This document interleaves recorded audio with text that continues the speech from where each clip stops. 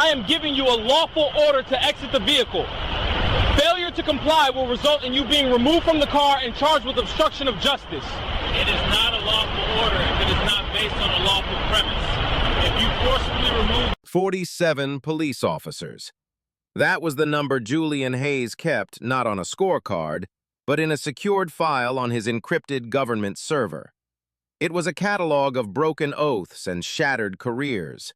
In 12 years with the Department of Justice's Civil Rights Division, he had systematically dismantled the careers of dirty cops. 41 convictions, 6 who took pleas before their lies could be dissected under oath in federal court. Pensions evaporated, badges were melted down, and prison sentences were handed down that would stretch longer than the careers they had disgraced. The whispers in law enforcement corridors had given him a name, one uttered with a mixture of fear and grudging respect: the Architect. He didn't just hunt cops, he deconstructed their entire worlds, brick by corrupt brick, until nothing but the foundation of their crimes remained for a jury to see. He was methodical, surgically precise, and possessed an absolute intolerance for those who believed a shield and a gun granted them immunity from the very laws they swore to uphold. On a sun-drenched Tuesday afternoon, Officer Kyle Thorne of the Arlington County Police Department made himself number 48. He just didn't know it yet. 26 months on the force, Thorne was a man simmering with a low-grade rage that he mistook for professional vigilance. He had a commendation for a high-risk arrest that was more luck than skill, and a file of civilian complaints thick enough to stop a door, all of them dismissed as misunderstandings or the grumblings of criminals. His patrol patterns were not random.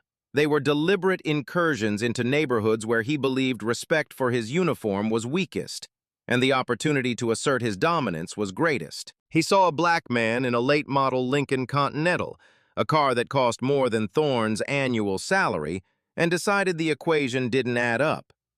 The tailored suit, the confident posture, the unhurried way the driver navigated the afternoon traffic, it all registered in Thorne's mind not as success, but as suspicion. It was a dissonance he felt compelled to resolve with the tools on his duty belt. He pulled out from a shaded side street, the V8 engine of his Charger Pursuit roaring to life, and fell in behind the Lincoln. The infraction would be easy enough to invent: failure to signal a lane change 100 feet before the maneuver. It was the perfect, flimsy pretext. Julian Hayes was driving home from a sentencing hearing at the federal courthouse in Alexandria. The man he'd just sent to prison, a narcotics detective who ran his unit like a street gang, had been number 47. The victory felt hollow, as they all did. It wasn't a cause for celebration, but a grim confirmation of a rot he had dedicated his life to exposing. He was listening to a constitutional law podcast, his mind tracing the complex arguments of a Fourth Amendment case, when the strobing red and blue lights filled his rearview mirror. He glanced at the speedometer. Exactly the speed limit. His turns were signaled, his driving impeccable. He knew instantly what this was. He'd seen it in thousands of hours of body camera footage. He'd read it in tens of thousands of pages of discovery. It was the prologue to a story he knew by heart. He signaled, pulled the Lincoln smoothly onto the shoulder of the road, and killed the engine. He rolled down all 4 windows, placed his hands on the top of the steering wheel in plain sight, and waited. The officer, a white man in his late 20s with a military-style haircut and the rigid posture of someone who spent too much time in a gym, approached the passenger side, a classic tactic to disorient the driver. His hand was resting on the grip of his Glock, not drawn, but ready. The gesture was a deliberate projection of threat. Hayes's heart rate remained steady. His breathing was even. He had spent 12 years preparing for this exact moment, not as a prosecutor, but as a citizen. He was the author of the playbook that would dismantle this officer's life, and the officer was about to read from it, line by predictable line. The man who had put 47 cops in federal prison watched his 48th case begin to build itself, live and in real time. The sun was high, the traffic on Route 50 hummed along, and the dashboard camera in Julian Hayes's own vehicle was silently recording every angle, every word, every micro-expression. It was a professional habit, a layer of personal security in a world where he was constantly aware of the enemies he had made.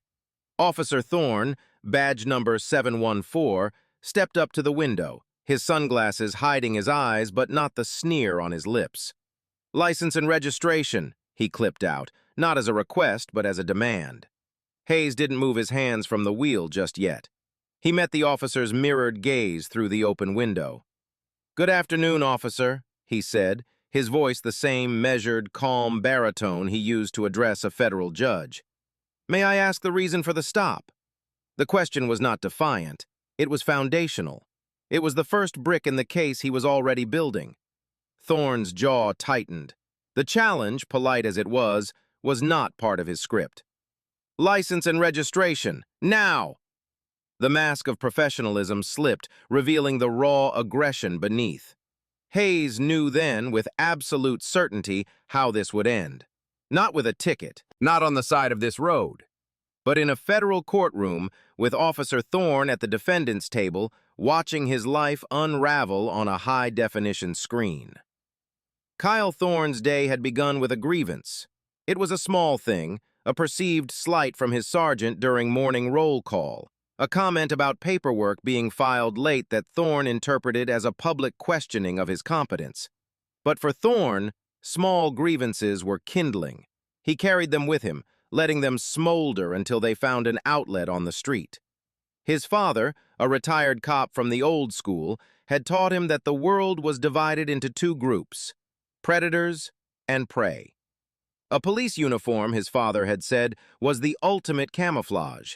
It let you be the predator while everyone else had to treat you like a protector. Kyle Thorne had embraced that philosophy. He saw the citizens he was sworn to serve not as a community, but as a territory to be managed, and in some cases, culled. He drove his patrol car not as a guardian, but as a shark cruising a reef, constantly scanning for weakness, for any sign of life that seemed out of place. His anger from the morning briefing had simmered for hours. A domestic dispute call that ended with a whining couple reconciling. A fender bender between two entitled drivers who both thought the rules didn't apply to them. It was all petty, civilian nonsense. He craved a real stop, a real police action where the lines were clear, where his authority was absolute and unquestioned. That's when he saw it, the gleaming black Lincoln Continental. It was a land yacht, the kind of car a senator or a corporate lawyer drove. And behind the wheel was a black man in a suit that probably cost more than the monthly rent on Thorne's apartment. The image didn't compute. It was an error in the code of Thorne's worldview. Men like that, in cars like that, were an anomaly, and anomalies required investigation. They were nails sticking up, and it was his job to hammer them down. He felt the familiar surge of adrenaline, the predator's thrill. This was the outlet he'd been waiting for. The Lincoln was driving perfectly, maddeningly so. But perfection was its own kind of flaw. It was too careful, too deliberate. Thorne decided it was the caution of a man with something to hide. He fabricated the lane change violation in his head, a detail so minor no one could disprove it. It was the key he needed to unlock the door, to get a look inside, to assert the natural order of things as he saw it. He hit the lights, and the satisfaction he felt as the Lincoln's brake lights flashed and it pulled to the shoulder was immense. It was the feeling of control. As he got out of his Charger, the sun beat down on his shoulders. He adjusted his duty belt, the weight of his firearm and cuffs a comforting pressure against his hip. He chose the passenger side approach, a technique taught for officer safety but often used for intimidation. It forced the driver to twist, to become uncomfortable, to address him from a position of physical disadvantage. He saw the driver's hands, perfectly still on the steering wheel. He saw the four windows glide down in unison. This level of compliance was unusual. It wasn't the fearful, jerky movements of a scared kid, nor the indignant fumbling of a belligerent drunk. It was calm, controlled. It unnerved him. "License and registration," Thorne demanded, pouring all the morning's frustration into those 3 words. The driver didn't move. He simply looked at him and asked, "May I ask the reason for the stop?" The man's voice was deep and steady, devoid of the panic or anger Thorne expected. It was the voice of a man who was not prey. The quiet challenge was a spark on the kindling of Thorne's rage. Who was this guy? This wasn't how the script was supposed to go. The driver was supposed to be scared, to stammer, to ask what he did wrong. He was not supposed to question the premise of the stop itself. "I said license and registration now," Thorne repeated, his voice dropping an octave, adding a layer of menace. He was reasserting the roles. He was the predator. This man, in his fancy car and expensive suit, was the prey, and he was going to act like it. Thorne was no longer a peace officer conducting a traffic stop. He was an enforcer, a street-level god dispensing judgment, and he had decided this man was a sinner who needed to be taught a lesson in humility.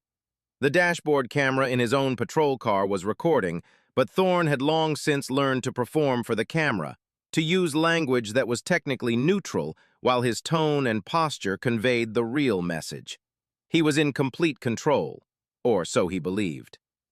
The man in the Lincoln remained perfectly still, his gaze unwavering. And in that moment of silent opposition, Kyle Thorne made the decision that would end his career and his freedom. He would break this man. The air inside the Lincoln was cool and still, a stark contrast to the simmering tension outside. Julian Hayes watched Officer Thorne in his side mirror, analyzing his every move. The passenger side approach, the hand on the weapon, the rigid, confrontational stance. It was a textbook example of an intimidation stop. Hayes had cross-examined officers who used these exact tactics, peeling back the layers of their training and experience to reveal the raw prejudice beneath. He knew the legal framework governing this encounter better than the officer himself. A traffic stop was a seizure under the Fourth Amendment. It required a reasonable, articulable suspicion of criminal activity, and the officer's reason for that suspicion had to be the very first thing established. "Officer, I will gladly provide you with my license and registration," Hayes stated, his voice remaining level. "But under Terry v. Ohio and subsequent Supreme Court rulings, I am legally entitled to know the reason for this seizure. So, I respectfully ask again, for what reason was I stopped?" He had invoked the law, not in an aggressive, "I know my rights" way that would escalate the situation, but in the precise academic tone of a man citing a legal text. He was giving the officer an opportunity to de-escalate, to step back onto the foundation of the law. For Thorne, the citation of case law was like a foreign language spat at him as an insult. It was a rejection of his authority. It confirmed his suspicion that this man was not an ordinary citizen. This was a challenge. "You failed to signal a lane change for 100 continuous feet before moving into the right lane back there," Thorne snapped, inventing the detail on the spot. It was a flimsy, unprovable accusation, the kind used 1,000 times a day across the country to justify stops based on a driver's race or the quality of their car. "I see," Hayes said, a hint of steel entering his voice. "My vehicle is equipped with a 360-degree camera system that records all driving activity. I'm confident the footage will show that all my lane changes were signaled in accordance with Virginia State Code. Now that you have provided a reason, I will comply. I am reaching for my wallet in my jacket's inside pocket and the registration in the glove compartment." He narrated his movements slowly and deliberately, keeping his hands visible. He retrieved his wallet and the vehicle's registration from a leather-bound folio. He passed them through the open window.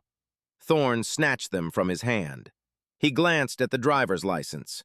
Julian Hayes, an address in a wealthy part of McLean. He looked at the registration. The Lincoln was registered to the same name. No outstanding warrants, no red flags, just a successful black man. Thorne's frustration grew. The stop was turning up nothing, and the driver's infuriating calm was starting to feel like mockery. Thorne walked back to his patrol car, documents in hand. He wasn't just running the name through the system. He was taking a moment to regroup, to think of his next move. The stop was clean. The smart play, the legal play, was to issue a warning for the phantom violation and let the man go.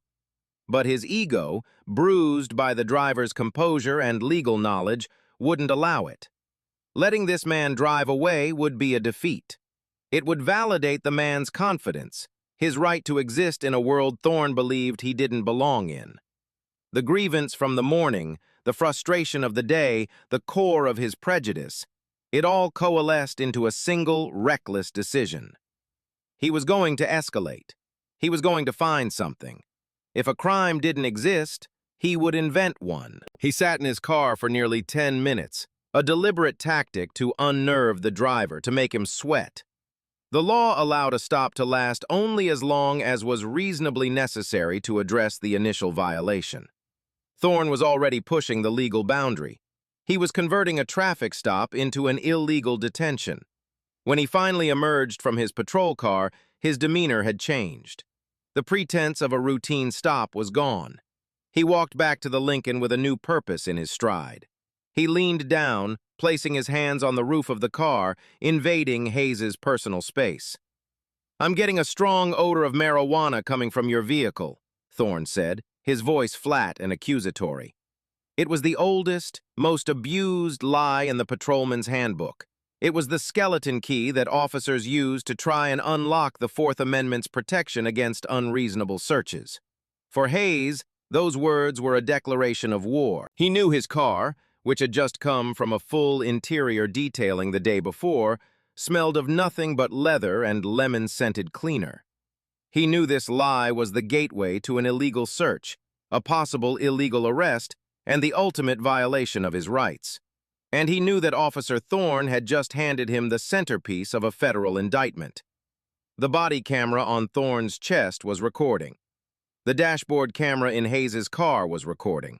And Julian Hayes, the architect, was taking meticulous mental notes. The trap was set. Now, he just had to let the officer walk into it. The accusation hung in the air, thick and false. A strong odor of marijuana. It was a legal fiction, a phrase used to bootstrap a hunch into probable cause. Julian Hayes didn't flinch. He didn't deny it in a panicked voice. He simply looked at Officer Thorne, his expression unreadable. "Officer, are you stating for the record on your body-worn camera that you can currently smell the odor of burnt or raw marijuana emanating from this vehicle?" Hayes asked. His question was a legal maneuver disguised as a point of clarification. He was forcing Thorne to commit to the lie, to state it as a fact, not an opinion. Thorne was taken aback by the precision of the question. "That's what I'm stating," he said, his own voice tightening. "Step out of the car. I'm going to conduct a search." "I will not be stepping out of the car," Hayes said calmly, but with an authority that was absolute. "You do not have probable cause for a search. A traffic violation, which I dispute, and which my own recordings will disprove, does not grant you the right to search my vehicle. And your unsubstantiated claim of smelling marijuana, when there is none, will not hold up in court. You are currently conducting an illegal detention, and you are about to attempt an illegal search." Every word was a carefully placed legal landmine. He wasn't arguing, he was informing. He was creating a verbal record, a transcript for a future hearing on a motion to suppress evidence. He was demonstrating that he was not consenting to any of this, a critical legal point. Thorne's face, already flushed from the heat, darkened with rage. The driver's refusal was a direct act of defiance. In Thorne's world, commands were obeyed. Questions were a sign of weakness. Refusals were a declaration of war. "Sir, I am giving you a lawful order to exit the vehicle." Thorne's voice rose, cracking the veneer of control he desperately tried to maintain. "Failure to comply will result in you being removed from the car and charged with obstruction of justice." "It is not a lawful order if it is not based on a lawful premise," Hayes countered, his voice as steady as a rock. "You have no probable cause. Therefore, your order is unlawful. If you forcibly remove me from my vehicle, that will constitute assault and battery under color of law, a federal offense under 18 U.S.C. Section 242. I would advise you to reconsider your next course of action very carefully, officer." He had cited the specific federal statute. It was the legal equivalent of drawing a line in the sand. He wasn't just a citizen who knew his rights. He was speaking the language of the federal prosecutors who enforced those rights. The reference to the U.S. Code seemed to momentarily stun Thorne. It was like a chess player discovering his opponent was not only 3 moves ahead, but was the grandmaster who had written the book on the game. But Thorne's pride and prejudice were more powerful than his sense of self-preservation. He read Hayes's knowledge not as a warning, but as the arrogance of a criminal who thought he was smarter than the police. He saw a black man in a fancy suit using big words to try and get out of being put in his place. It was an affront to his identity, to his very purpose for being there. "I've had enough of this," Thorne growled, reaching for the door handle. "Last chance, get out of the car." "I do not consent to this search. I do not consent to exiting my vehicle. You are acting unlawfully," Hayes repeated clearly, his voice projecting towards Thorne's chest, where the body camera's microphone was located. Thorne yanked the door open. The sudden movement sent a jolt through the car. He unclipped the radio from his shoulder. "Dispatch, show me out of the car with one. Subject is non-compliant. Stand by for a possible 10 to 85. He was escalating the situation on the official record, painting a false narrative of a dangerous, uncooperative suspect. He reached inside, his hand grabbing for Hayes's arm. The moment his fingers closed around the fabric of Hayes's suit jacket, the encounter crossed a critical threshold.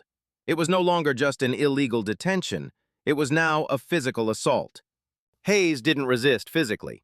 He had prosecuted enough of these cases to know that resistance, however justified, would be twisted into a charge of assaulting an officer. The best weapon he had was documentation, not force. As Thorne's grip tightened on his bicep, preparing to haul him from the driver's seat, Hayes looked directly at him. "Officer Thorne, badge number 714, Hayes said, his voice dropping into a register of cold, hard finality. "You have just assaulted a federal officer. I suggest you let go of my arm." Thorne froze. For the first time, a flicker of genuine uncertainty appeared in his eyes. The statement was so specific, so audacious. It was either the desperate bluff of a cornered man or the absolute truth. Thorne, blinded by his own narrative, chose to believe it was a bluff. "Federal officer? Yeah, right," he scoffed, his bravado returning. "You're about to be a federal inmate if you don't get out of this car." He tightened his grip and pulled. The lie about smelling marijuana was a conscious choice. For Kyle Thorne, it was a well-worn tool, a piece of institutional knowledge passed down from older, more seasoned officers. It was the magic phrase that could, in most circumstances, bypass the Fourth Amendment. He had used it before on teenagers in beat-up Hondas and day laborers in rusted pickups. It had always worked. It was a key that unlocked a door to searches, to assertions of dominance, to the satisfying feeling of turning someone's world upside down, if only for a few minutes. The fear in their eyes was a currency he cherished. But Julian Hayes was not a teenager in a Honda. He did not show fear. He showed an unnerving command of the situation, and that made Thorne's pretext feel flimsy, even to himself. When Hayes refused to exit the vehicle, citing specific legal statutes, Thorne felt a surge of panic mixed with fury. The script was broken. The power dynamic he had worked to establish was being inverted. He, the officer with the gun and the badge, was being lectured on the law by the man in the luxury car. The situation was slipping from his grasp. The only way to regain control was through overwhelming force, both physical and procedural. He needed to create a narrative for the record, a justification for what he was about to do.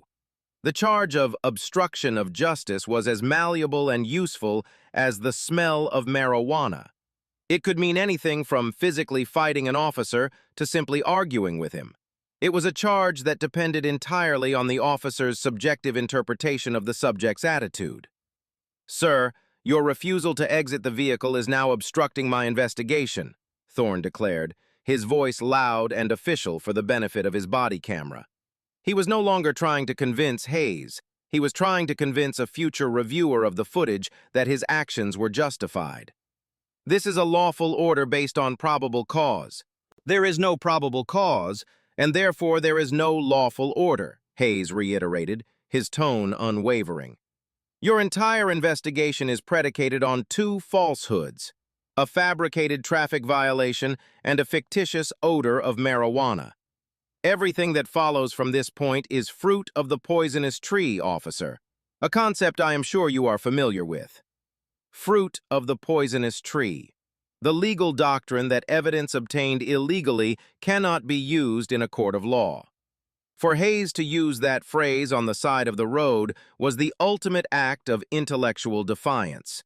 It was a statement that not only was Thorne wrong in the moment, but that any evidence he might find would be worthless. It rendered Thorne's entire purpose for being there moot. This was the final straw. Thorne was no longer thinking about procedure or law. He was operating on pure, visceral rage.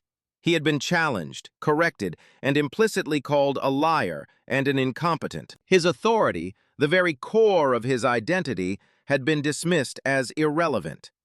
He reached for Hayes's arm not just to pull him out of the car, but to physically silence the calm, infuriating voice that was deconstructing his power one legal term at a time.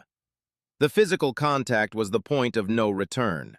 It was the moment a procedural violation became a violent crime. As he gripped Hayes's arm, he saw a flicker in the man's eyes. It wasn't fear. It was something else, a kind of cold, calculating focus. It was the look of a predator who had just watched its prey step squarely into a trap. "Officer Thorne, badge number 714. You have just assaulted a federal officer," Hayes said. The words were not shouted. They were delivered with the chilling precision of a death sentence. Thorne's mind raced. Federal officer? Was it a bluff? It had to be. Federal agents didn't drive around in Lincolns. They drove blacked-out Tahoes. They didn't argue on the side of the road. They had drivers and flashing lights of their own. This was a trick, a last-ditch effort from a rich man who thought he could talk his way out of anything. "Sure you are," he spat back, the scorn thick in his voice. "And I'm the Queen of England. Get out of the car, now!" He put his weight into it, yanking Hayes toward the open door. He was committed. To back down now would be to admit defeat, to admit that he had been wrong from the very beginning. His pride, his prejudice, and his temper had formed an unholy trinity, blinding him to the chasm opening up beneath his feet. He was so focused on winning the battle on the side of Route 50 that he was oblivious to the fact that he had already lost the war. The body camera on his chest was a silent, impartial witness, capturing the illegal order, the false pretext, the physical assault, and the deliberate dismissal of a federal officer's identification. The evidence wasn't just damning, it was complete. Kyle Thorne had just prosecuted himself. As Officer Thorne's grip tightened on his arm, a profound calm settled over Julian Hayes. The moment of physical contact had changed everything. The situation had moved from a theoretical legal argument to a concrete prosecutable crime. His body was now Exhibit A. He allowed Thorne to pull him from the vehicle, offering no physical resistance. He knew that a struggle would only muddy the waters, giving Thorne a plausible, albeit false, claim of self-defense or resisting arrest. His strategy relied on absolute clarity. Once he was on his feet, standing on the sun-baked asphalt of the shoulder, Hayes straightened his suit jacket and looked directly into the lens of Thorne's body camera. He began to speak, not to Thorne, but to the record. His voice was loud, clear, and devoid of emotion. It was the voice he used when making a statement for the court. For the record, it is approximately 3:45 p.m. on Tuesday, August 20th. I am standing on the shoulder of Route 50 eastbound, just past the Glebe Road exit. My name is Julian Hayes. I have been forcibly removed from my vehicle, a 2024 Lincoln Continental, Virginia license plate number JHX1.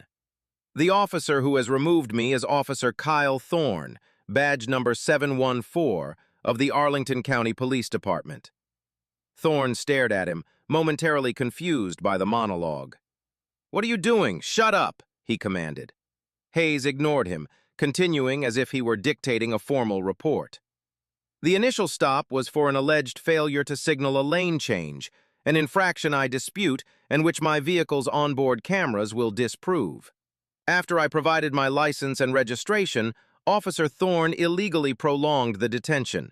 He then claimed to smell marijuana, a claim that is patently false, as there are no illegal substances in my vehicle. This false claim was used as a pretext to order me from my car and to conduct an illegal search. "I told you to shut your mouth," Thorne shouted, taking a step closer. The driver's methodical narration was unnerving. It felt like his own actions were being read back to him as a list of charges. Hayes continued, his gaze fixed on the camera. "I refused to exit the vehicle based on the absence of probable cause.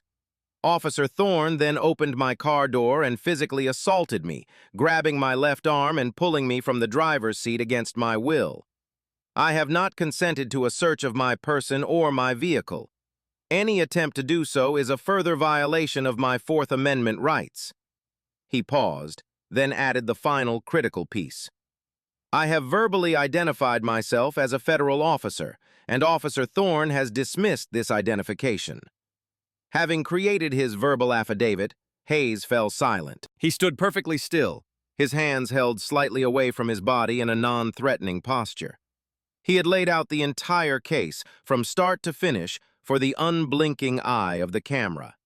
He had established the time, the location, the parties involved, the sequence of illegal actions, his lack of consent, and the officer's deliberate indifference to his federal status. It was a masterclass in evidence preservation. Thorne was seething. He had been stripped of his power not by force, but by words. He shoved Hayes against the side of the Lincoln. "Put your hands on the roof! You're under arrest!" "Under arrest for what?" Hayes asked, his voice still impossibly calm as he complied, placing his hands flat on the hot metal roof of his car. "What is the specific charge?" "Obstruction of justice, failure to obey, and we'll see what else we find when I toss your car," Thorne snarled. He began a rough pat-down, his hands slapping against Hayes's body with unnecessary force. He was looking for a weapon, a baggie, anything to justify his actions. He found nothing but a high-end smartphone and a slim leather wallet. He pulled the wallet out of Hayes's jacket, a further violation, as a pat-down is limited to searching for weapons, not seizing personal effects. He flipped open the wallet, expecting to see a driver's license and credit cards. And he did. But behind them, in a separate clear sleeve, was a credential that made the blood drain from his face. It was dark blue with a golden eagle embossed on the front. He opened the credential case. On one side was a photo of Julian Hayes, serious and professional. On the other side were the words that stopped Thorne's heart. United States Department of Justice, Assistant United States Attorney. The world on the side of Route 50 seemed to go silent. The hum of traffic faded. The heat of the sun vanished. All Kyle Thorne could hear was the frantic pounding of his own heart. The man he had pulled from the car, the man he had assaulted, the man he had just accused of being a drug user, was one of the most powerful attorneys in the federal government. It wasn't a bluff. It was the truth. And that truth was about to bring the full, terrifying weight of the United States government down on his head. He looked up from the credentials into Julian Hayes's eyes. There was no triumph in them, no anger, just a cold, quiet certainty. The architect had just laid his final brick. The sight of the Department of Justice credentials sent a jolt of pure, ice-cold dread through Kyle Thorne's body. His mind, which moments before had been clouded with rage and self-righteousness, was now horrifyingly clear. Every action he had taken in the last 15 minutes replayed in his head, but now he saw them through the eyes of a prosecutor. The baseless stop, the illegal extension of the detention, the fabricated smell of marijuana, the unlawful order to exit the vehicle, the assault, the dismissal of Hayes's verbal identification. It was a perfect, unbroken chain of civil rights violations. He was holding the evidence of his own career's destruction in his trembling hands. I, Thorne stammered, his voice barely a whisper. The sneer was gone, replaced by a mask of slack-jawed panic. He looked from the credentials to Hayes's face, searching for what? A sign that this was a joke? Forgiveness? An escape? He found none. Hayes remained silent, his hands still flat on the roof of his car, his expression unchanging. He was allowing Thorne to exist in the silent, terrifying space he had created for himself. Thorne's training, what little of it he had retained beyond the Academy's tactical drills, screamed at him to stop, to apologize, to hand back the credentials, get in his car and drive away, praying this prosecutor had bigger things to worry about. But his panic and his deeply ingrained inability to admit fault led him to make one final catastrophic error. He had already committed to the search. To back down now would be an explicit admission that his probable cause was a lie.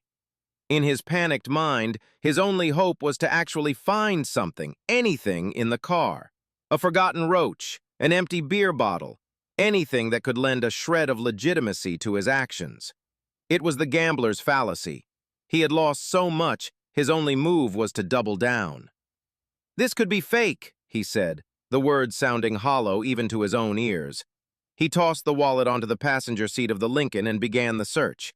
It was not a professional search. It was a frantic, desperate ransacking. He tore through the glove compartment, scattering papers, the owner's manual, insurance slips, service records, onto the floor. He ripped open the center console, finding nothing but charging cables, a pair of sunglasses, and a pack of mints. His movements became more agitated. He ran his hands aggressively under the seats, feeling for hidden compartments or taped-on packages. He found only the clean, unblemished factory carpet. Hayes watched in the side mirror as Thorne desecrated his car. He said nothing. He simply observed. Each item Thorne threw to the floor, each compartment he needlessly tore apart, was another layer of evidence, another detail to be added to the eventual indictment. It demonstrated malice and a consciousness of guilt. Thorne wasn't searching for evidence. He was searching for an alibi for his own misconduct. Frustrated with the front seat, Thorne moved to the back. He threw open the rear doors and continued his futile search. The back seat was empty except for a neatly folded copy of the Wall Street Journal. He moved to the trunk, popping it open with the key fob he'd taken from Hayes. Inside was a leather briefcase and a garment bag. Thorne unzipped the garment bag, finding a freshly pressed suit. He then turned his attention to the briefcase. He laid it on the asphalt and clicked open the latches. Inside were neatly organized legal files. The top file was bound in a blue cover. The cover sheet read, United States of America versus Peterson et al. It was the case file for the narcotics detective Hayes had just gotten convicted. Below it were motions, drafts of closing arguments, and juror research, all bearing the seal of the United States Department of Justice. The contents of the briefcase were not just a confirmation of Hayes's identity, they were a testament to his power and his purpose. He was the system, and Thorne, in his blind arrogance, had tried to treat him like a common criminal. The search yielded nothing, not a speck of contraband, not a hint of illegality, just the meticulously ordered life of a highly successful federal prosecutor. The absence of evidence was its own form of condemnation. It proved, beyond any doubt, that the entire encounter had been a lie. Thorne stood over the open briefcase, the legal documents laid bare on the side of the highway. He was breathing heavily. The sweat on his brow was now cold. The search for nothing had cost him everything. He slowly closed the briefcase, the metallic click of the latches sounding like the closing of a cell door. He turned and looked at Hayes, who had not moved an inch. The game was over. With the futile search complete, a profound and heavy silence descended upon the scene. The adrenaline had drained from Kyle Thorne, leaving behind a hollow, sickening certainty of his doom. He was no longer a police officer in control. He was a suspect at a crime scene of his own making. The tools of his authority, his uniform, his badge, his weapon, now felt like a costume, a foolish disguise he could no longer hide behind. Julian Hayes slowly lowered his hands from the roof of his car. He turned to face Thorne, his movements deliberate and unhurried. He was no longer the subject of a traffic stop. He was the one in command. His calm, which had so enraged Thorne before, now seemed terrifying, like the stillness at the eye of a hurricane. "Are you finished?" Hayes asked. It was not a question. It was a dismissal. Thorne could only nod, his throat too tight to form words. "You found no marijuana, correct?" Hayes continued, his voice crisp and prosecutorial. "No," Thorne whispered. "You found no other illegal substances or contraband of any kind, correct?" "No." "You found my official Department of Justice credentials and a briefcase containing active federal case files, correct?" Thorne nodded again, unable to meet Hayes's gaze. He stared at the asphalt, at the scattered papers inside the Lincoln, anywhere but at the face of the man whose life he had irrevocably altered, and who was now about to do the same to him. "So, to summarize for the record, you are now creating," Hayes said, his voice resonating with the weight of the federal government itself. "You conducted a traffic stop without a valid reason. You illegally detained me after the purpose of the stop was complete. You fabricated probable cause to justify a search. You assaulted me and forcibly removed me from my vehicle. You ignored my statement of my status as a federal officer, and your subsequent illegal search has confirmed that there was never any basis for your actions other than your own assumptions." He paused, letting the indictment hang in the air. "You had 2 moments where you could have stopped this. The first was when I questioned the legality of the stop. You could have issued your phantom warning and left. The second, and most critical, was when I told you who I was. You could have verified that information in 30 seconds with a call to your dispatcher. You chose not to. You chose to escalate. You chose to assault. Every action you have taken has been your own choice, and now you will live with the consequences of those choices." Hayes reached into his pocket and retrieved his smartphone. His hands were perfectly steady. He scrolled through his contacts and pressed a number. It rang once before it was answered. "This is Hayes," he said into the phone. The person on the other end was a professional. There was no preamble. "I need to report an active crime. I have been assaulted by a uniformed officer of the Arlington County Police Department. I am on the shoulder of Route 50 eastbound, just past the Glebe Road exit. The officer's name is Kyle Thorne, badge number 714. He is on scene. The situation is secure, but he is not to leave. I am invoking federal jurisdiction. Send me the nearest FBI field office response team, and get the U.S. Marshal for the Eastern District of Virginia on the line for me." The calm, efficient manner in which he spoke was more intimidating than any shouting could ever be. He was not calling 911. He was not calling for a police supervisor. He was activating the enforcement arm of the United States federal government with a single phone call. He was summoning a power that Thorne could not comprehend. After a moment, he spoke again. "Yes, I'm uninjured. The entire incident has been recorded on the officer's body camera and my own vehicle system. Tell the special agent in charge that I will be the lead prosecuting attorney on this case. This is now an official investigation into civil rights violations under 18 U.S.C. Section 242. He ended the call and slipped the phone back into his pocket. He looked at Thorne, who now seemed to have shrunk inside his uniform. The color had completely drained from his face, leaving it a pasty, sickly gray. The predator had become the prey. The full, crushing weight of the United States Department of Justice was about to descend on this small stretch of highway, and Kyle Thorne was standing at ground zero. The power had not just been unveiled, it had been unleashed. While Julian Hayes was on the phone, a different kind of conversation was taking place over the police radio. After his futile search, a panicked Kyle Thorne had retreated a few steps toward his patrol car, his mind a chaotic whirlwind of fear and denial. He needed a lifeline, a piece of information that could somehow contradict the reality staring him in the face. He fumbled for his radio, his hand shaking so badly it took 2 tries to key the microphone. "Dispatch 714, he said, his voice a strained, unrecognizable version of its former self. The dispatcher's voice came back, calm and routine. "Go ahead, 714. "Dispatch, I need you to run a check for me, a confirmation." He was stalling, unsure of what he was even asking for. "The individual I have stopped His name is Julian Hayes. Can you confirm his occupation? There was a pause. This was a highly unusual request. Dispatchers ran names for warrants and criminal history, not employment verification. 714, is there a problem? You reported a non-compliant subject. Just run it, Thorne pleaded, his voice cracking. Please, run the name. Julian Hayes, Department of Justice. The silence that followed was longer this time. On the other end of the line, the dispatcher, a veteran named Maria Flores, was frowning at her screen. She typed the name into a restricted access database, one linked to federal and state employee records, reserved for emergencies or high-level investigations. What came back made her sit bolt upright in her chair.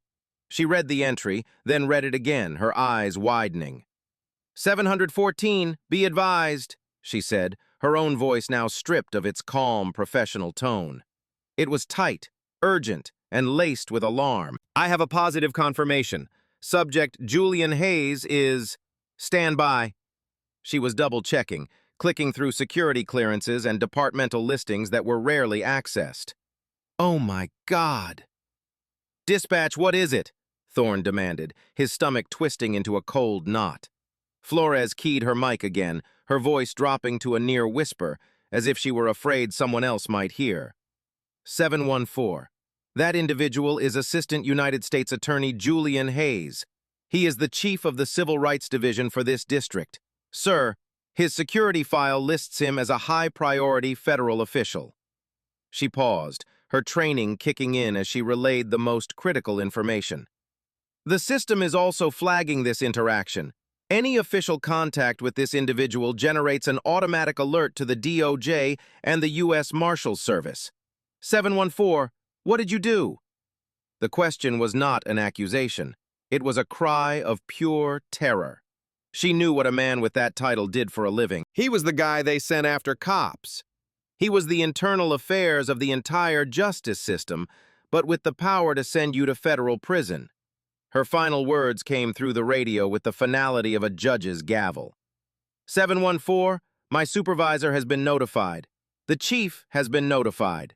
Sir, the FBI is already on its way to your location. Thorne dropped the radio. It hit the asphalt with a clatter, the sound echoing in the sudden dead silence. The dispatcher's words had not been a confirmation. They had been an epitaph for his career. It wasn't just that Hayes was a prosecutor. He was the prosecutor, the chief, the one whose entire job was to root out and destroy officers exactly like him. The automatic notification to the DOJ and the marshals meant that from the moment Thorne had run his name, a digital alarm had been tripped deep within the federal government. The system was already aware of the encounter. Hayes's phone call had not been the beginning of the response. It had merely been a confirmation of it. He looked over at Hayes, who was now standing calmly by his car, watching him. Hayes had heard the entire exchange through the open window of the patrol car. He had known what the dispatcher would find. He had known the system he built and oversaw would work exactly as designed. Thorne stumbled back against his charger, the metal hot against his back. He felt a wave of nausea. He was trapped. There was no report he could write, no lie he could tell that would save him. The entire apparatus of federal law enforcement was converging on his position, not to help him, but to investigate him. The dispatcher's voice, now etched forever in his memory, was the sound of his world ending. The chilling confirmation hadn't just verified Hayes's identity, it had confirmed Thorne's status as a federal felon. With the dispatcher's horrified confirmation still echoing in the air and Julian Hayes's call completed, the dynamic on the side of Route 50 underwent a seismic shift.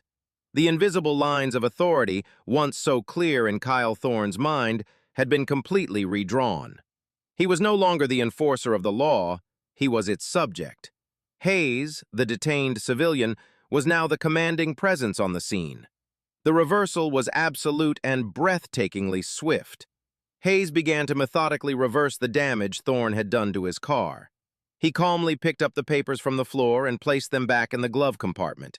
He retrieved his wallet and credentials from the passenger seat. He walked to the rear of the vehicle, took his briefcase from the asphalt, and placed it back in the trunk. He picked up the garment bag and refolded it. Each action was deliberate, a quiet assertion of ownership and order over the chaos Thorne had created. He was not just cleaning his car, he was reclaiming the scene. Thorne watched, paralyzed. He was a statue in a police uniform, a monument to his own stupidity.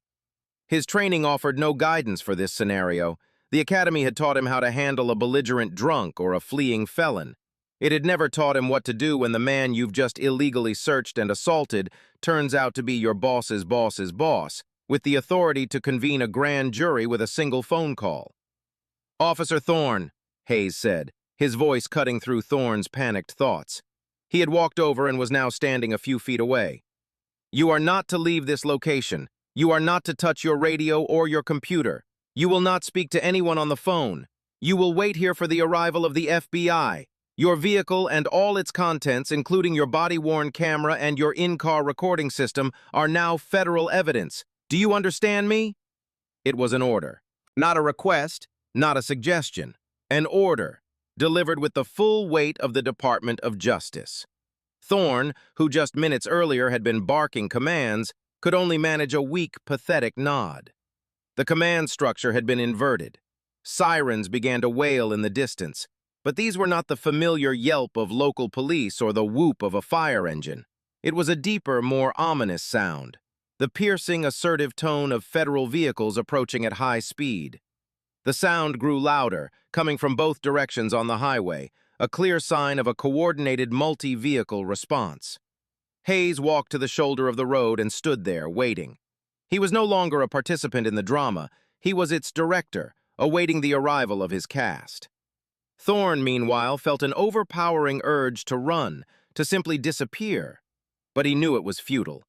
There was nowhere on earth he could go where the FBI could not find him. His world had shrunk to this small, sun-bleached patch of asphalt. The first vehicle to arrive was a dark blue Ford Explorer with tinted windows and a small forest of antennas on its roof. It pulled up behind Thorne's patrol car, blocking it in. Then a black Chevrolet Tahoe pulled in front of Hayes's Lincoln. The vehicles were unmarked, but they radiated an aura of authority that was unmistakable. Doors opened, and 4 men in dark suits and tactical vests emerged. They were calm, professional, and moved with an economy of motion that spoke of endless training. They were not cops. They were agents. The agent in charge, a tall man with graying temples, walked directly to Hayes. "Mr. Hayes," he said, his voice respectful. "Special Agent Connolly, FBI Washington Field Office. Are you injured, sir?" "I am not, Agent Connolly," Hayes replied, shaking his hand. "Thank you for the prompt response. The officer is Kyle Thorne. He is the one in the uniform. He is to be considered the subject of a federal investigation into civil rights violations. He has been informed not to touch his equipment." Connolly nodded, then turned to Thorne. His gaze was like ice. He did not see a fellow law enforcement officer. He saw a criminal who had assaulted a federal prosecutor. "Officer Thorne," Connolly said, his voice leaving no room for argument, "you are being detained. Do not move." 2 other agents flanked Thorne, their presence a silent, overwhelming show of force. The local cop, who had believed himself to be the ultimate authority on this stretch of road, was now effectively a prisoner, surrounded by the quiet, menacing power of the federal government. The reversal of command was complete. The hunter had not only been captured, he was now caged. The arrival of the FBI transformed the roadside traffic stop into a meticulously managed federal crime scene. Special Agent Connolly's team operated with a quiet, unnerving efficiency that made Thorne's earlier blustering seem like child's play. While 2 agents maintained a watch over Thorne, effectively pinning him in place with their presence, Connolly and another agent began the process of securing evidence. "Sir, with your permission, we'll need to take possession of your vehicle's recording system," Connolly said to Hayes. "Of course," Hayes replied. "The files are on a solid-state drive in a locked compartment. I'll give you the access code." He was no longer a victim. He was a cooperating witness and the lead prosecutor, guiding the investigation from its inception. One agent, wearing nitrile gloves, approached Thorne. "Officer, "I am going to remove your body camera," she said, her tone flat and professional. "Do not interfere." Thorne stood rigid as she carefully unclipped the device from his vest, handling it as if it were a piece of radioactive material. She placed it in a sealed, padded evidence bag, which she then labeled with the date, time, location, and case number that had already been generated. She then did the same with his radio and his department-issued cell phone. Thorne was being stripped of his tools, his connections to the world he knew, one piece at a time. Another agent entered Thorne's patrol car and began the process of securing the in-car video system and the laptop. The entire vehicle was now evidence, a container for the digital records of Thorne's crimes. A few minutes later, a more senior-looking official arrived in a black sedan. He was a tall, imposing man in a perfectly tailored suit. He walked directly to Hayes, bypassing the active scene. "Julian," he said, his voice a low rumble of concern. "I came as soon as I heard. Are you all right?" "I'm fine, Mark," Hayes said, shaking the man's hand. "This is Mark Corrigan, the U.S. Marshal for the Eastern District of Virginia," he explained to Agent Connolly. Corrigan turned his gaze on Thorne, and if Connolly's look was ice, the Marshal's was fire. The U.S. Marshals are the enforcement arm of the federal courts and are responsible for protecting federal judges and prosecutors. An assault on Hayes was a direct attack on one of their own protectees. "This officer," Corrigan said, his voice dripping with contempt, "is the luckiest man in Virginia today. If he'd laid a hand on you and I'd been here, he'd be leaving in an ambulance." The threat, coming from a U.S. Marshal, was not hyperbole. It was a statement of fact. Thorne, who overheard the comment, felt a fresh wave of terror. He had not just angered a prosecutor, he had earned the personal enmity of the chief federal lawman in the state. The local Arlington County Police were conspicuously absent. No supervisor had arrived, no backup cars. It was a clear sign that the word had come down from the very top of their department. Stay away. This was a federal scene now. Their officer was on his own, abandoned by the very system he thought he represented. Agent Connolly approached Thorne, holding an official-looking form. "Officer Thorne, you are being detained for investigation into violations of federal law, including 18 U.S. Code Section 242, deprivation of rights under color of law. You are not under arrest at this time, but you are not free to leave. We are transporting you to the FBI's Washington field office for questioning. Your weapon will be secured now." One of the flanking agents stepped forward and expertly unholstered Thorne's Glock. He cleared the weapon, made it safe, and placed it in a separate evidence bag. The act was profoundly symbolic. Thorne was now disarmed, both literally and figuratively. He was powerless. Am I being arrested?" Thorne stammered, the first words he had spoken since the FBI arrived. "If you want to request a lawyer, now would be the time," Connolly said, sidestepping the question. "You will be given the opportunity to make a statement, or you can sit in a room and wait for the U.S. attorney," he gestured with his head toward Hayes, "to file formal charges. The choice is yours." They led him to the back of the Ford Explorer. As he was about to get in, he looked back at Julian Hayes, who was speaking quietly with the U.S. Marshal. Hayes met his gaze for a brief moment. There was no hatred in his eyes, no anger, no satisfaction. There was only the cold, dispassionate focus of a man whose work had just begun. The architect was looking at his new project, and Kyle Thorne was the foundation of a case that would be built to last an eternity. He was no longer a person. He was a docket number. Within hours of Kyle Thorne being escorted into the sterile interview rooms of the FBI's Washington field office, a separate team of federal investigators was serving a subpoena at the headquarters of the Arlington County Police Department. The request was not for a single file. It was for everything. Thorne's entire professional life, his academy records, his performance evaluations, his use of force reports, every citation he had ever written, and most importantly, his complete unredacted history of citizen complaints. The ACPD, under immense pressure from the chief, who was now in frantic damage control mode, complied without argument.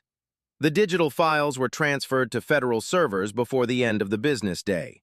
What the FBI's data analysts and civil rights investigators began to uncover was not a portrait of a good cop who made one bad mistake. It was the blueprint of a predator. Julian Hayes had suspected it, and the data confirmed it. Thorne's career was a litany of red flags that had been ignored, dismissed, or buried by his supervisors. His stop data was the most glaring indictment. In his 26 months on the force, Officer Thorne had initiated 582 traffic stops. Of those, 497, a staggering 85%, involved minority drivers. This was in a county where the minority population was less than 40%. The disparity was statistically impossible to attribute to chance. It was a clear mathematical fingerprint of racial profiling. The vast majority of these stops, over 90%, had ended with no citation or arrest. They were pretextual stops, just like the one he had performed on Hayes, designed not to enforce traffic laws, but to intimidate and search for other crimes. They were fishing expeditions conducted with a badge. Then came the citizen complaints. There were 14 of them. A number that high for an officer with just over 2 years on the job was extraordinary. They told a consistent, chilling story. The officer was rude and aggressive. He claimed he smelled marijuana but found nothing. He threatened to arrest me for arguing with him. He seemed to be looking for a fight. One complaint from a young black man who was a graduate student at Georgetown detailed an encounter almost identical to Hayes's, right down to the fabricated lane change violation and the illegal order to exit his vehicle. The only difference was that the student, lacking Hayes's legal knowledge and steely composure, had complied. The stop ended with the student being handcuffed and held on the curb for half an hour before being released with a contemptuous, "Get out of my sight." Every single one of these 14 complaints had been dismissed. The internal affairs investigations were laughably superficial. The finding was always the same. Officer acted within department policy. Thorne's supervisors, in their own written reports, had praised him as a proactive and assertive officer. They had interpreted his high number of stops and his aggressive tactics not as a sign of a dangerously biased officer, but as evidence of a productive one. They had not only ignored the pattern, they had rewarded it. The investigators dug deeper into his academy records. They found a psychological evaluation that flagged Thorne for authoritarian tendencies and difficulty with de-escalation. The psychologist had recommended a follow-up evaluation, but it had never been done. He had been pushed through the academy, his flaws overlooked in a department eager to put more boots on the ground. As the data poured in, Hayes and the FBI team began to build their case. The incident with Hayes was no longer the entire story. It was simply the final, irrefutable chapter. The pattern of abuse was the core of the indictment they would construct. They would prove that what happened to Julian Hayes was not an anomaly. It was an inevitability. It was the logical conclusion of a system that had created, enabled, and protected a predator in its ranks. The excavation was uncovering more than just the sins of one officer. It was exposing the rot in the entire foundation of his department. While one team of investigators was meticulously sifting through Thorne's professional history, a digital forensics unit was conducting an equally deep dive into his personal life. A second federal warrant had been issued for his personal cell phone, his home computer, and his social media accounts. Kyle Thorne, like most people his age, had lived a significant portion of his life online. He had assumed, with the arrogance of the ignorant, that this digital world was private. He was wrong. The FBI's forensic experts peeled back the layers of his digital existence with an ease that would have terrified him. What they found provided the motive and intent that the professional records only hinted at. It was a direct window into the darkness of his mind. His text messages were a cesspool of racism and contempt. In a group chat with 2 other officers, they referred to their patrol zones with racist shorthand. They joked about hunting in certain neighborhoods. They shared racist memes and celebrated aggressive arrests. One message from Thorne, sent just a week before the incident with Hayes, was particularly damning. After stopping a Hispanic man in a new pickup truck, he wrote, "Pulled over another one who can't afford his ride. These guys are all dirty. Just a matter of time till I find one holding." It was a confession of his prejudice and his abuse of his authority, written in his own words. Another text, to his father, the retired cop, described a complaint filed against him. "Some punk complained I was too rough. Sarge backed me up, told me to keep shaking the trees." His father's reply, "That's my boy. Only way to teach them respect is to make them fear you." This exchange demonstrated a generational inheritance of abusive policing, a philosophy that had been nurtured and encouraged since his childhood. His social media presence told the same story. Though his public-facing profiles were clean, his private accounts, which the FBI accessed through the warrant, were filled with revealing likes and follows. He followed numerous anti-immigrant groups, accounts that promoted police brutality, and commentators who spouted conspiracy theories about minority crime rates. He had liked a post that showed a police officer standing over a bloodied suspect with the caption, "Sometimes you have to tune them up." He was a member of a private online group for law enforcement officers where the anonymous comments were filled with vile, dehumanizing language for the citizens they policed. The most crucial piece of evidence came from his phone's cloud backup. It was a video he had taken himself, off-duty, a month prior. He was driving his personal car behind a black family in a minivan. They were driving slowly, looking for an address. Thorne, narrating in a venomous whisper, said, "Look at these people, lost in a good neighborhood. Don't they know they don't belong here? Probably looking for a house to rob." The video was a perfect, unassailable piece of evidence of his deep-seated racial bias. He saw a family and assumed they were criminals based on nothing more than the color of their skin and their presence in a neighborhood he felt they hadn't earned the right to be in. When Julian Hayes was presented with the digital evidence report, he felt a familiar, grim satisfaction. This was the part of the case he called the unmasking. The official records showed what Thorne did. The digital trail showed who he was. It stripped away any possible defense of a misunderstanding, a bad day, or a mistaken judgment. It proved, with Thorne's own words and actions, that his conduct on the side of Route 50 was not an aberration. It was the core of his belief system. It was malice, pure and simple. The indictment would now include hate crime enhancements. The digital trail had not just tightened the noose, it had kicked away the stool. The federal trial of United States of America versus Kyle Thorne began 6 months after the incident on Route 50. The venue was the U.S. District Court in Alexandria, a modern, imposing building of glass and stone where Julian Hayes had secured dozens of convictions. Today, however, he was not at the prosecutor's table. He was the government's first and most important witness. The prosecution was being handled by a senior attorney from the DOJ's Public Integrity Section, a colleague Hayes had known and trusted for years. Thorne's defense team, paid for by a national police union, had attempted to have the case dismissed, arguing that it was a simple traffic stop that had been blown out of proportion. The judge, a no-nonsense appointee known for her sharp legal mind, had dismissed their motion in a scathing 10-page ruling.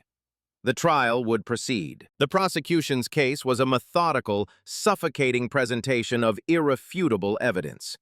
They began with the video. First, they played the footage from Thorne's own body camera. The courtroom was silent as the jury watched the events unfold from Thorne's perspective. They saw him approach the Lincoln. They heard Hayes's calm, reasonable questions. They heard Thorne's escalating aggression, his invented claim about smelling marijuana, and his unlawful orders. They saw him physically pull Hayes from the car. The footage was damning enough on its own. But then, the prosecutor played the footage from the 360-degree cameras inside Hayes's Lincoln. The jury now saw the same event from 4 different angles simultaneously. They saw a crystal-clear, high-definition view of Thorne's face, contorted with rage, as he yanked open the door. They saw Hayes's hands, always visible, never making a threatening move. And most importantly, the camera angle from the driver's side window showed that Thorne never even bent down to smell the air coming from the car before making his strong odor of marijuana claim. It proved, visually, that he had lied. Next came the audio. They played the recording of Thorne's radio conversation with the dispatcher. The jury heard his initial, confident report of a non-compliant subject. Then they heard his panicked, pleading request to verify Hayes's employment. And finally, they heard the dispatcher's terrified voice confirming that Thorne had just assaulted the chief of the Civil Rights Division. The audible dread in her voice filled the courtroom. The weight of the evidence was crushing.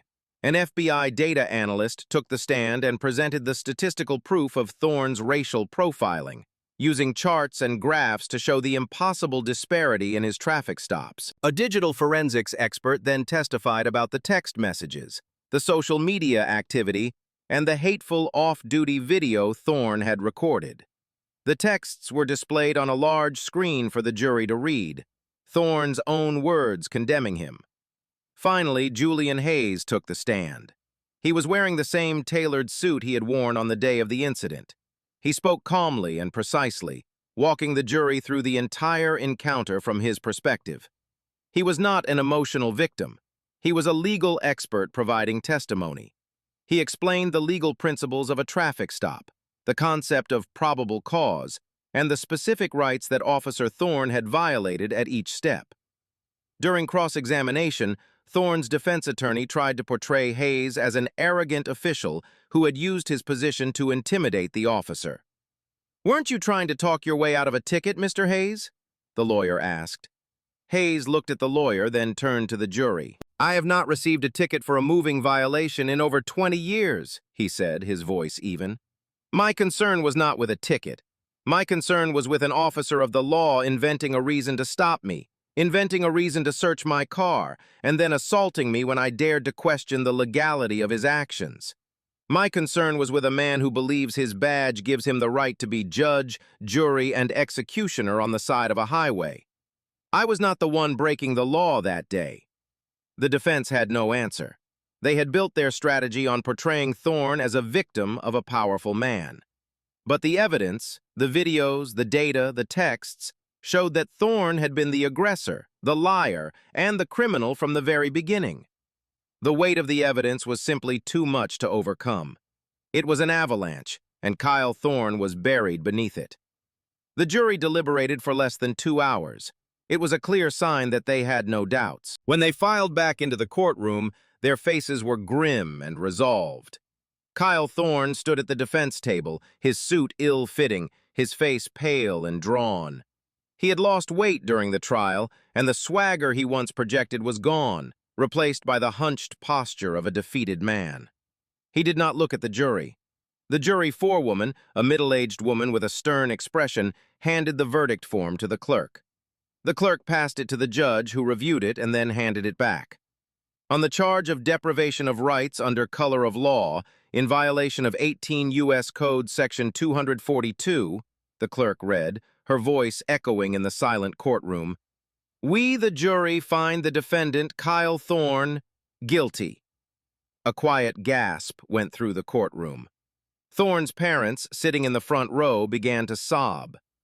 "On the charge of obstruction of a federal officer, we, the jury, find the defendant, Kyle Thorne, guilty."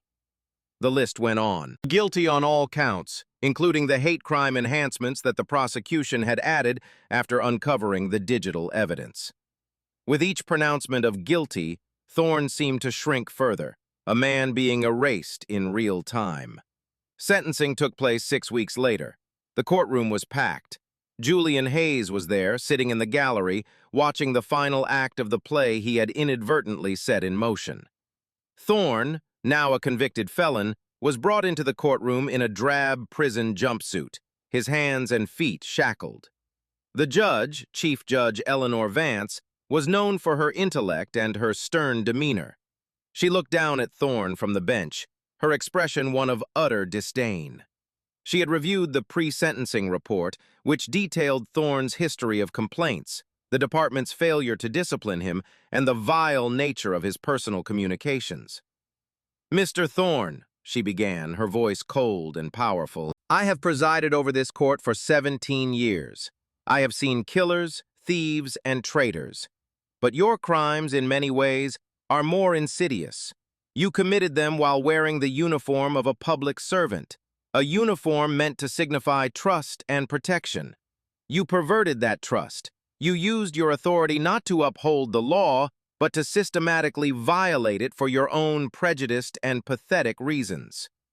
She picked up a copy of the complaint filed by the Georgetown graduate student. "This is not the first time you have done this, is it, Mr. Thorne? It is only the first time you were caught.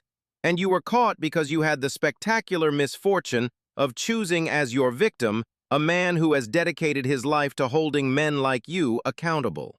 What you did to Mr. Hayes was an outrage. But what terrifies me, what should terrify every citizen in this district, is the thought of what you did to the hundreds of other people you stopped, people who did not have a law degree from Harvard and the direct line to the FBI in their phone." She paused, her gaze sweeping over Thorne, who was now openly weeping. "You were not a police officer. You were a bully with a badge. You were a predator who used the color of law as camouflage. You did not just assault one man, you assaulted the very principles of equality and justice that this country, at its best, strives to represent. You have disgraced your uniform, your department, and yourself." Her voice rose with righteous anger. "This court must send a message that such conduct will not be tolerated, that there is no blue wall of silence thick enough to protect you from the consequences of your hate, that the law applies to everyone, especially to those who are sworn to enforce it." She looked directly at Thorne. "Pursuant to the statutory guidelines and taking into account the enhancements for a hate crime and the targeting of a federal official, this court sentences you to a term of 30 years in the custody of the Federal Bureau of Prisons." A loud sob erupted from Thorne's mother.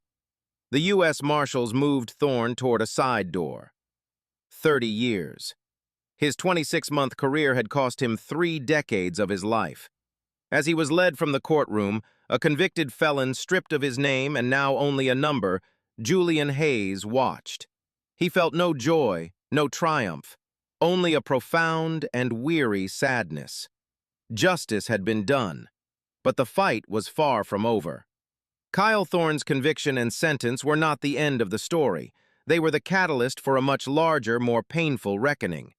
The revelations from the trial, the ignored complaints, the blatant racial profiling, the supervisors who rewarded Thorne's aggression sent a shockwave through Arlington County. The police chief, a man who had publicly defended Thorne after the initial incident, was forced to resign in disgrace. A subsequent Department of Justice investigation, spearheaded by Hayes' own division, resulted in the Arlington County Police Department being placed under a federal consent decree, a multi-year period of mandated reforms and federal oversight designed to root out the systemic failures that had allowed Thorne to flourish. 3 of Thorne's supervisors were fired. The 2 officers from his racist group chat were also terminated and remained under federal investigation.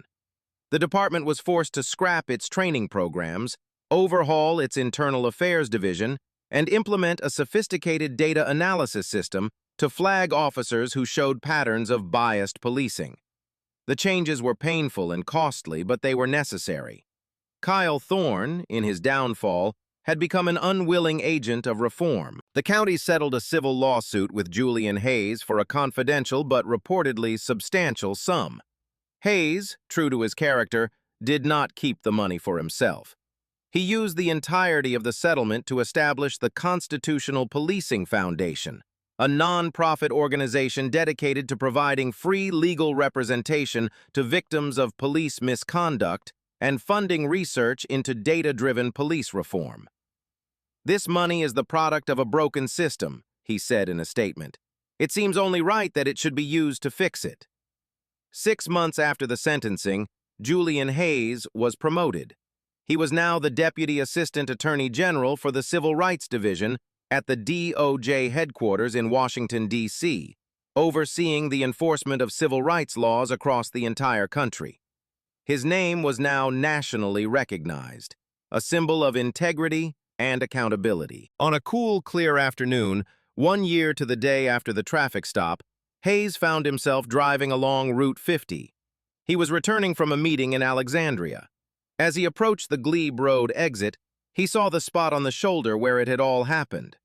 On an impulse, he signaled and pulled his Lincoln Continental over, stopping in the exact same place. He turned off the engine and sat in the silence, looking out at the humming traffic. It was just a patch of asphalt, indistinguishable from 1,000 others. But for him, it was a place where two worlds had collided, one of blind prejudice and another of unyielding law. He had won that collision, not just for himself, but for the countless others who had been in his shoes but lacked his voice and his power. The system had worked because he had forced it to. He thought about Kyle Thorne, sitting in a federal penitentiary, his life reduced to a number and a concrete cell.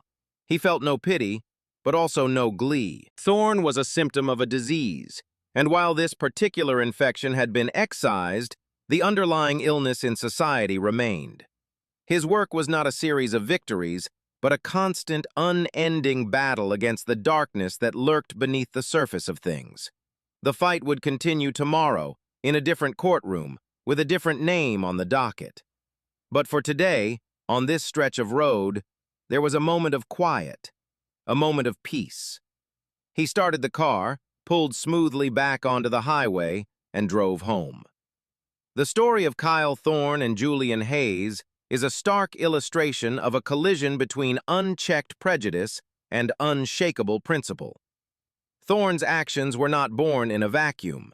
They were the product of a mindset fueled by insecurity and a desperate need for dominance. A man like Thorne, perhaps raised on a narrative of diminished authority and a world changing in ways he couldn't comprehend, saw a figure like Hayes not as a successful citizen, but as a threat to his own fragile sense of order and self-worth.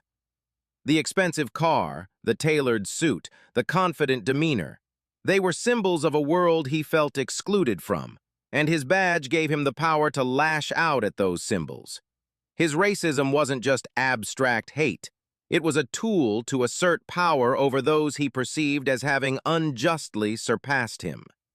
Could the outcome have been different? If Thorne had possessed even a sliver of humility, he could have ended the encounter at any point. If he had listened, truly listened, to the calm, precise words Hayes was speaking, he might have recognized the warning signs. If his supervisors had done their jobs and disciplined him for his earlier complaints, he might never have been on that road at all. For Julian Hayes, his greatest protection was his mind. What if he had panicked? What if he had raised his voice or made a sudden move? A lesser-prepared individual might have been dragged into a physical altercation, arrested on false charges, and faced a brutal he said, battle against the word of a police officer. Hayes's victory was secured not when the FBI arrived, but in the first minute of the stop, when he chose a strategy of calm, meticulous documentation over emotional reaction. He treated the encounter not as a personal affront, but as the first phase of a federal prosecution, and he was the lead investigator. His actions provide a powerful, if difficult, lesson. In the face of unlawful authority, the most potent weapon is often the creation of an undeniable record.